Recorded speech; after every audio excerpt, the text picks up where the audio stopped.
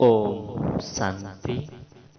आज 6 जून 2021 आज अव्यक्त मुरली है। मुरली का शीर्षक है उदासी आने का कारण छोटी मोटी अवज्ञाएं। तो बाबा ने आज हम बच्चों से मिलते हुए बाबा ने कहा, ऊंचे ते ऊंच बनाने वाले बाप अपने चारों ओर के विशेष आज्ञाकारी बच्चों को देख रहे हैं। आज्ञाकारी बच्चे तो सभी है, लेकिन नंबरवार है। जैसे कोई सदा आज्ञाकारी है, कोई कभी कभी आज्ञाकारी है और कोई सदा ही नहीं है। तो बाबा ने कहा, लिस्ट में देखो हम कहां पर है। आज्ञा देने वाला बाप सभी बच्चों को एक समय पर एक ही आज्ञा देते हैं, लेकिन फिर भी नंबरवार क्यों? क्योंकि जो सदा हर संकल्प बाहर कर्म करते बाप की आज्ञा का सहज स्मृति स्वरूप बनते हैं, वह स्वतः ही हर संकल्प, बोल और कर्म में आज्ञा प्रमाण चलते हैं। और जो स्मृति स्वरूप नहीं रहते, वो बार बार स्मृति लानी पड़ती है। कभी स्मृति के कारण आज्ञाकारी बन चलते हैं और कभी चलने के बाद आज्ञा याद करते हैं। तो ये दूसरे नंबर वाले हैं, क्योंकि आज्ञा के स्मृति स्वरूप नहीं है। जो श्रेष्ठ कर्म का प्रत्यक्ष फल मिलता है, वो प्रत्यक्ष फल के अनुभूति न होने के कारण कर्मों के बाद याद आता है। तो बाबा ने कहा, चेक करो, कर्मों के बाद समझते हैं जो जैसी बाप की आज्ञा है उस प्रमाण न चलने के कारण, तो रिजल्ट भी क्या हुई? प्रत्यक्ष फल ही अनुभव होता है। इसको कहते हैं आज्ञा के स्मृति स्वरूप नहीं है, लेकिन कर्म के फल को देखकर स्मृति आई। तो ये दूसरे नंबर वाला हो गया। तो बाबा ने कहा, पहला नंबर है सहज स्वतः स्मृति स्वरूप आज्ञाकारी। दूसरा नंबर है कभी स्मृति से कर्म करने वाले, कभी कर्मों के बाद स्मृति में आने वाले। तीसरे नंबर की तो बात ही छोड़ो। तो बाबा ने तीसरे नंबर वालों को आज देखते ही नहीं है। तो बाबा ने कहा, आज्ञाकारी नंबर 1 जो है, सदा अमृत वेले से रात तक बाबा के दिए हुए आज्ञा प्रमाण चलने के कारण हर कर्म में मेहनत अनुभव नहीं करते, लेकिन बाप के आशीर्वाद के अनुभव करते हैं।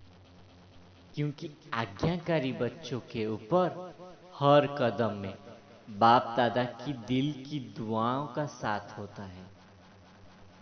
इसलिए दिल की दुआओं के कारण हर कर्म फलदायी होता है, क्योंकि कर्म तो बीज है ना।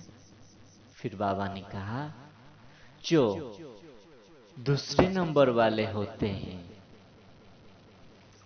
उनकी निशानी है, वो कभी कभी न चाहते हुए भी अपने को खाली खाली समझते हैं। कोई बात भी नहीं हुई है, लेकिन सुख की अनुभूति नहीं हुई है, तो उसकी निशानी है समय प्रमाण बाप की आज्ञा की अवज्ञा के कारण।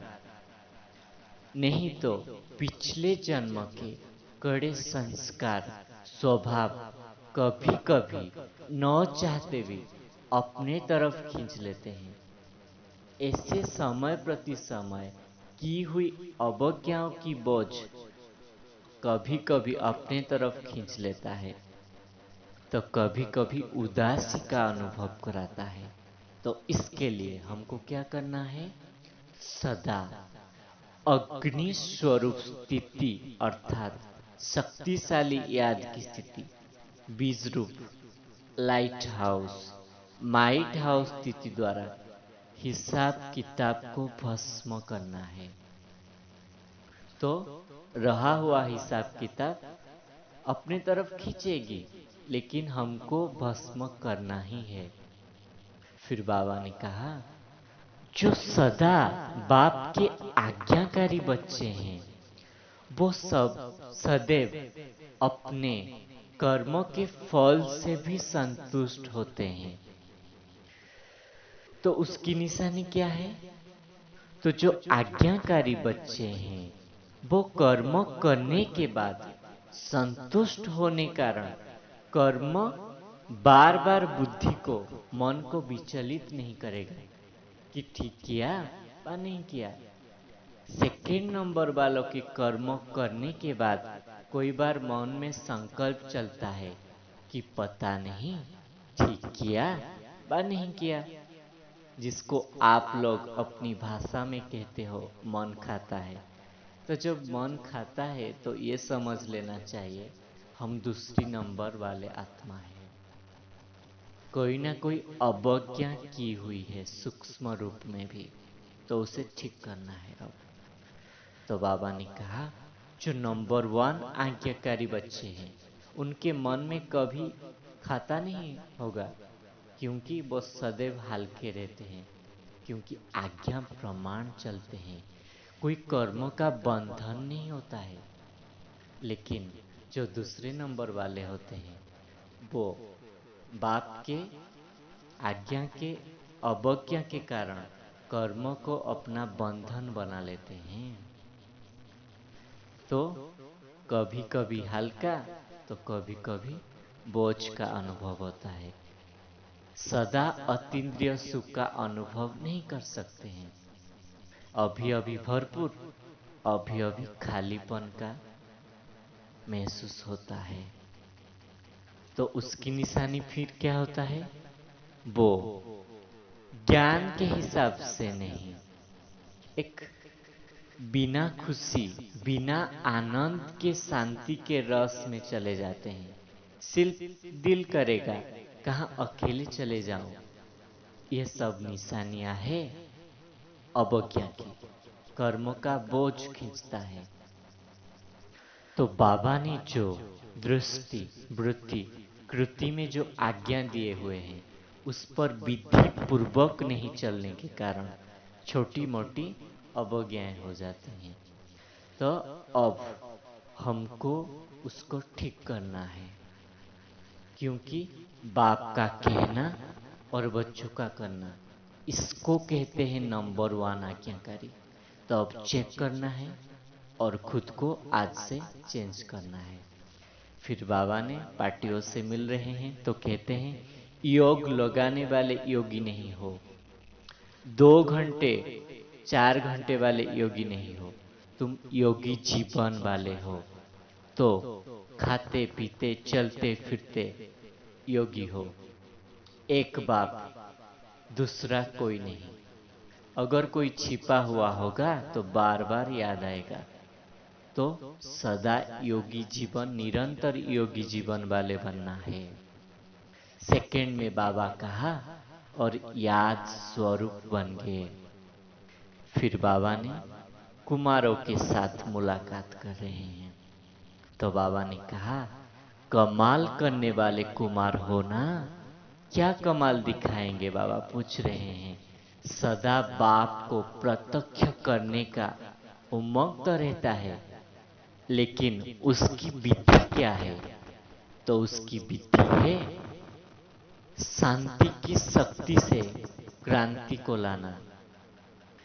ऐसा अपने को बनाओ, अपने चलन चेहरे से जैसे दिखाई दे, पता चले कि ये यहाँ से ही हमको शांति का अनुभूति हो रहा है। ऐसे वृत्ति से वाइब्रेशन बनाओ, वाइब्रेशन फैलाओ।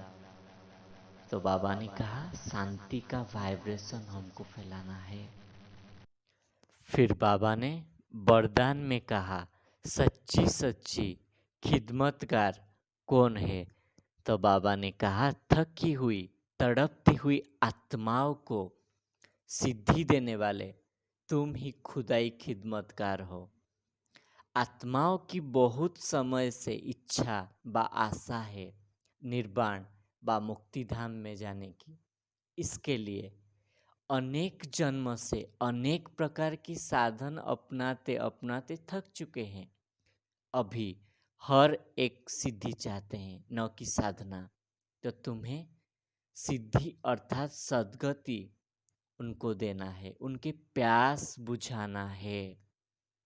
आप श्रेष्ठ आत्माएं अपने साइलेंस की शक्ति द्वारा सर्व शक्तियों से 1 सेकेंड में सिद्धि तब दे सकेंगे जब सच्ची सच्ची खुदाई खिदमतगार होंगे। तो हमको अपने साइलेंस की शक्ति से और सर्व शक्ति से उन्हें 1 सेकेंड में मुक्ति निर्वाण की अनुभव कराना है, उनकी थकान मिटाना है। फिर बाबा ने स्लोगन में कहा कमजोर संस्कार ही माया के आने की चोर गेट है, अब यह गेट बंद करो। तो जो कमजोरी का संस्कार का गेट है उसको हमें अब बंद करना है, तो माया आ ही नहीं सकता। अच्छा, ओ